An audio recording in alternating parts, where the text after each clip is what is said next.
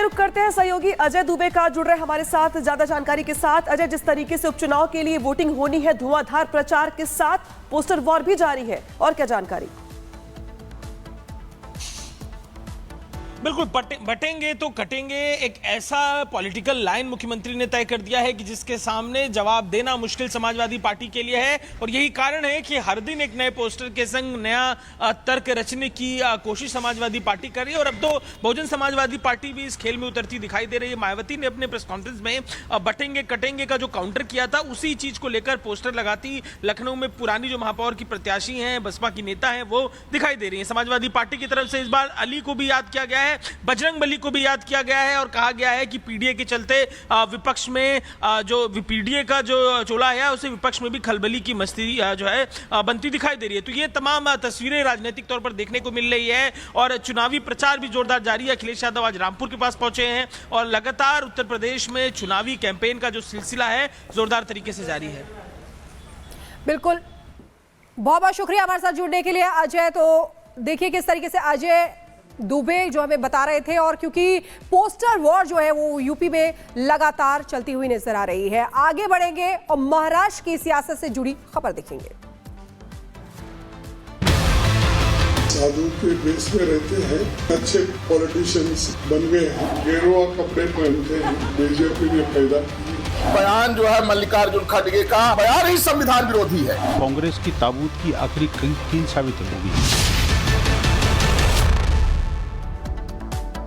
और महाराष्ट्र विधानसभा चुनावों में महज 9 दिन बाकी है, और जैसे जैसे वोटिंग की तारीख नजदीक आती जा रही है, यानी कि 20 नवंबर को वोटिंग हो रही है, उससे पहले सियासी पारा जो है वो चढ़ता हुआ महाराष्ट्र में नजर आ रहा है, क्योंकि बयानबाजी तीखी होती जा रही है और भी धारदार होती जा रही है। वहीं भगवा की एंट्री भी इसमें हो गई है।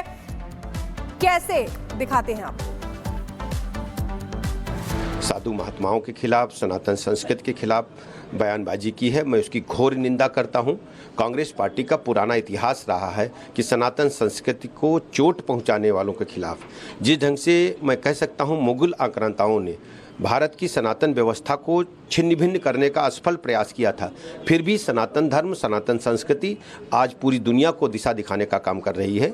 कांग्रेस पार्टी को इसके लिए माफ़ी मांगनी चाहिए और इस प्रकार की बयानबाजी को देश की जनता कभी स्वीकार नहीं करेगी।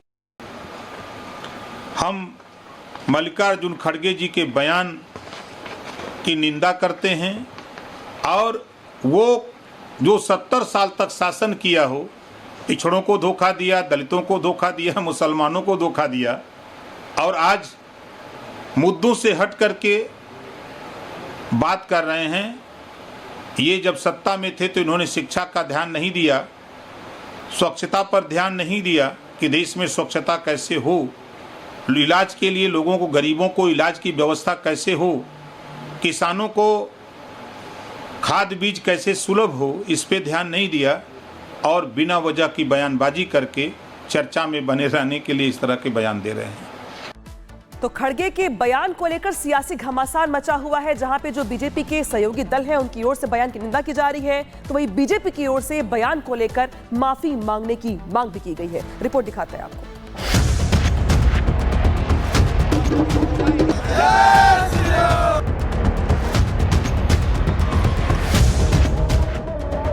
रंगों ने चुनी सियासत या सियासतदानों ने चुने रंग? आज भी ये बड़ा सवाल है, क्योंकि वक्त के साथ सियासत के रंग तो बदले, लेकिन रंगों को लेकर सियासत नहीं बदल पाई। भारत की राजनीति में रंगों की बड़ी भूमिका है। यहाँ भगवा, हरा, नीला, लाल, पीला, गुलाबी समेत सभी रंग किसी न किसी राजनीतिक विचारधारा या आंदोलन के प्रतीक हैं। और हर चुनाव में इन रंगों को लेकर बेहिसाब सियासत भी होती है। महाराष्ट्र विधानसभा चुनाव के लिए महज 9 दिनों के बाद वोट डाले जाएंगे, लेकिन उससे पहले अब भगवा को लेकर सियासत लाल है।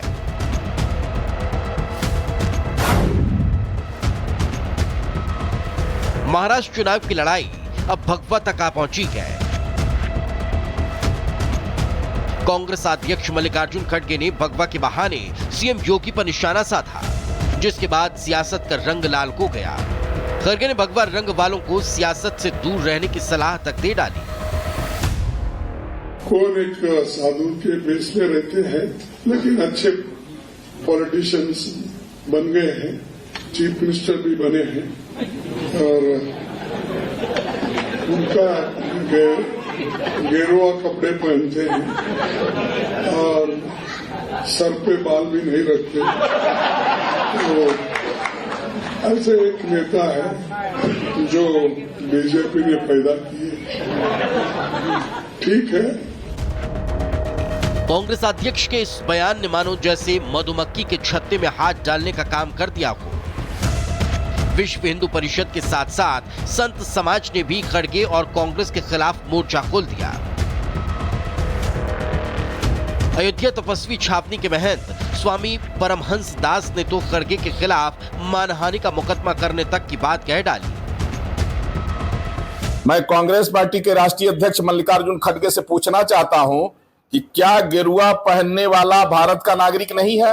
एक तरफ कहते हैं संविधान बचाओ आंदोलन में गए हैं वो, और दूसरा उनका बयान ही संविधान विरोधी है। इसलिए मल्लिकार्जुन खड़गे यदि 24 घंटे के अंदर माफी नहीं मांगते हैं तो मैं विधिक कार्रवाई कराऊंगा और सुप्रीम कोर्ट तक जाऊंगा और मानहानि का मैं दावा जो है तो इस पर मुकदमा ठोकूंगा।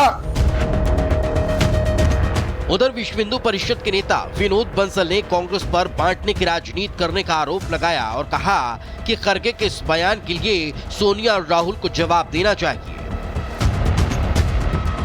अपनी गंदी जबान से बेहुदा बातें करने से बेटर है कांग्रेस के जो अध्यक्ष महोदय हैं माफी मांगे अपने हिंदू द्रोही कैरेक्टर को लेकर के। आपने पिछले 70 वर्षों में किया क्या भाई? काटो बांटो छांटो यही तो किया है। गेरुए से इतनी चिढ़ कि कहते हैं गेरियो को आउट कर दो। इमीडिएटली कांग्रेस के नेतृत्व को, ये अध्यक्ष महोदय को और सोनिया और प्रियंका को सबको माफी मांगनी चाहिए कि जो इनके अध्यक्ष ने बयान दिया है ये पूज्य संतों का घोर अपमान है। दरअसल सीएम योगी हिंदुत्व की सिर्फ बात की नहीं करते बल्कि हिंदुत्व को जीतेंगे। उनका हिंदुत्व कैसा है, उससे कौन सहमत है या असहमत, यह अलग मुद्दा है। पर सीएम योगी के नेतृत्व में भारतीय जनता